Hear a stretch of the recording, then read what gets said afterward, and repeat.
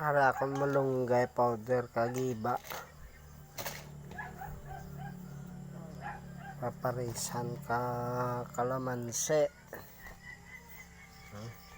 Tama na, kalamansi. Malanggaw powder. Bulong ko sa COVID ko nagligad nga mga COVID pa ni nga samon pamilya nga bilog ng pamilya. Apat kami ka bata ko, pati nanay ko di siyang nagligad siyang 2020 nga nag-COVID hasta 2000 hasta subong.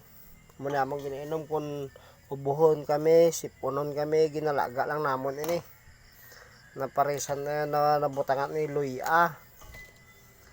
Tapos si parisan kang pag nag-inom na parisan ka kalamansi.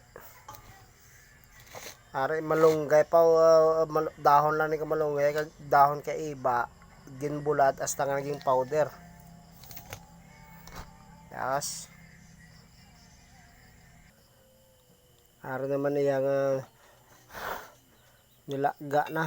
nalaga na namon nga malunggay powder kag iba nga may luya.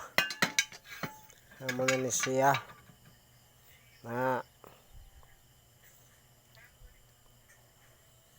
bulong namon ini sa COVID proven and tested. Kaya kung makabatag kami kasakit sang lawas, sipon, wala pa nabor, trangkaso ang ginatawag.